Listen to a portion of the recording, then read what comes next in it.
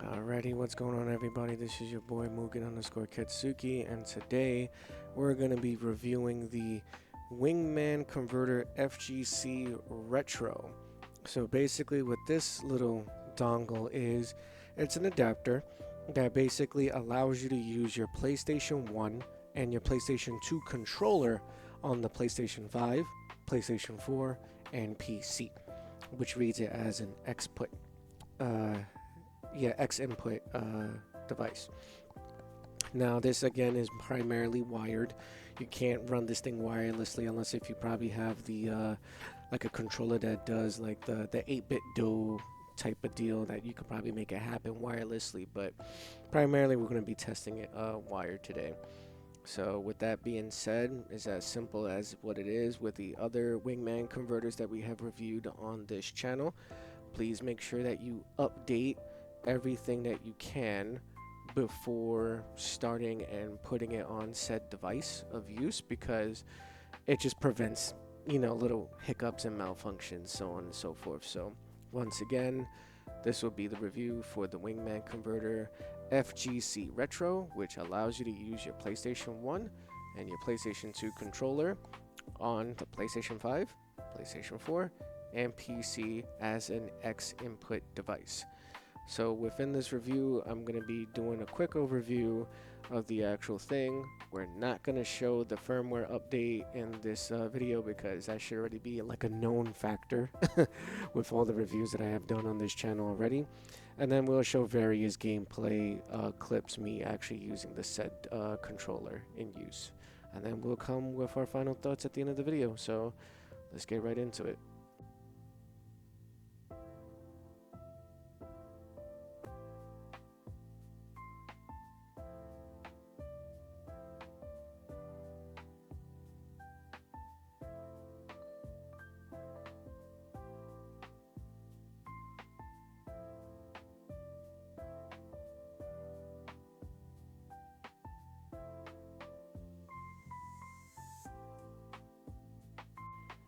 Alrighty, now we're going to be getting into the whole gameplay portion of the video.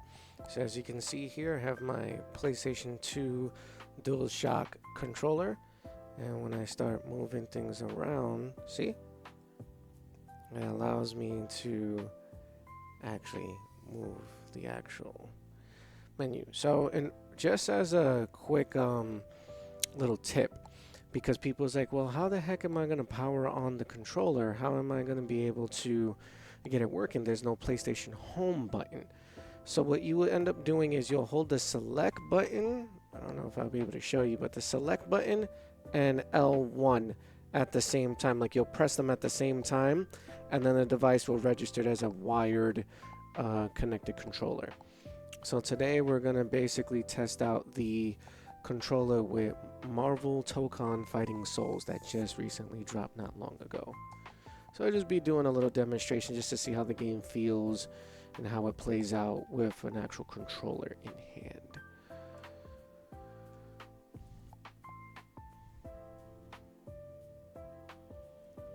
Okay, so we're gonna go to battle. We're gonna go to training. We're gonna select the remote for player 1. We'll choose, let's see. We'll choose the first stage, it's fine, New York City. Alrighty, and then we'll just select any 4 characters. I'm just basically gonna select the Knights of Doom, which is who I've been playing recently. And then for this one, we'll just select any random team, assemble, we'll skip the intro.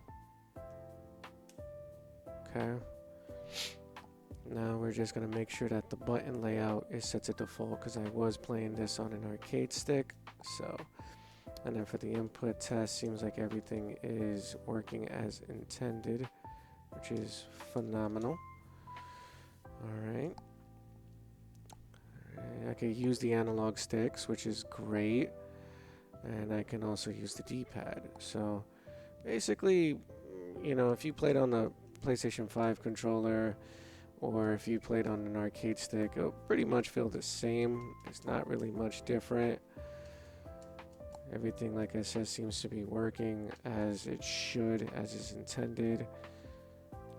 What's this? The tag button. Okay.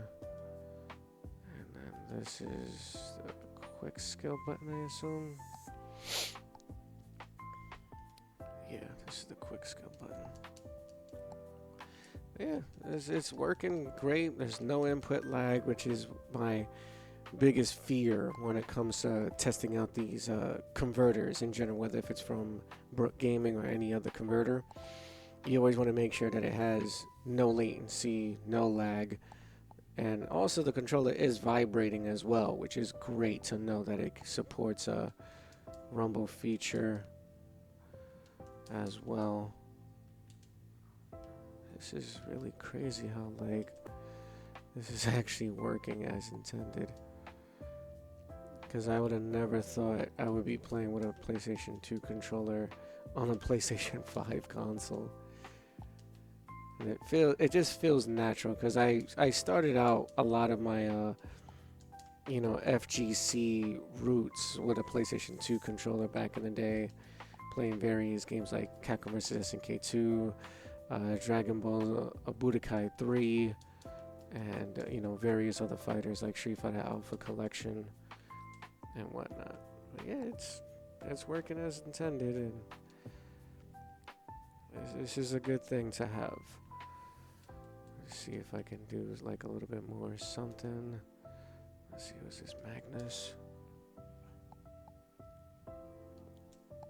And then if I do, alright, and then I can send an assist out after.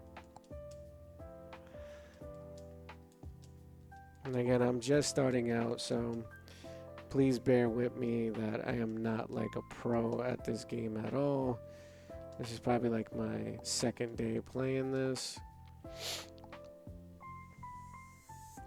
Okay. Yeah, seems to be working.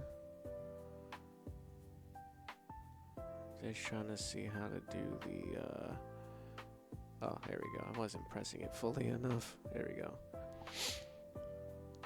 The Tokon Assemble, which is like the level 3 of the game. Damn, Magneto with the Sentinel Crush. Oh, jeez. All right. So now we're going to move on to the next gameplay test of this portion of the review. Alrighty, now we're testing out Dead or Alive 6 on the PlayStation 5 with the same controller using the PlayStation 2 DualShock. Let's just see how it fares out, because this is a little bit more of a game that I know how to kind of play. And like I said, it's just working.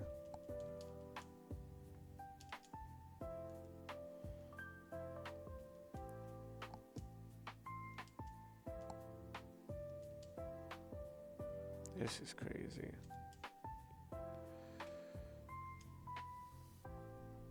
Alright. Haven't played this game in a long time. Used to be stupid good at it too. I used to play Dead or Alive 2 Ultimate on the original Xbox. Used to play with Ian and Hayabusa, and Bayman used to be my character. I could still play this game though. That's just not a game that's difficult to play, for me at least.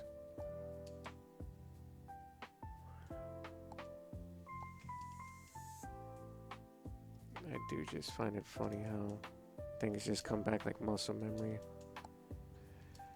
But again, it is working as intended. And just to show you guys for the menu thing, I don't know if you can see the controller. I'm going to hit select and L1 at the same time. See? Menu came up. Just so that you know that the home button can be accessible with that shortcut in mind, because I know that's gonna be like the question to ask, like, how come I can't access the home button? Like, this is crazy. Like, what's going on? Oh, there you go. Okay.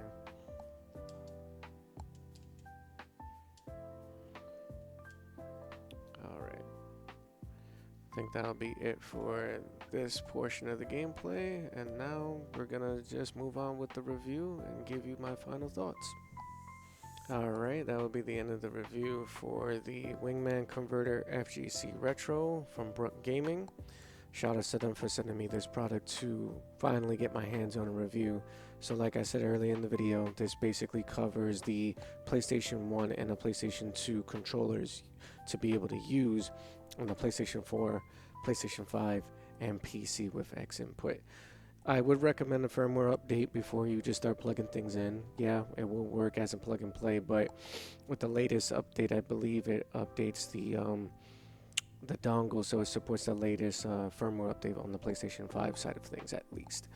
And you're able to just play like normal, just like you would if you was playing on the PlayStation 5 controller or the PS4 controller.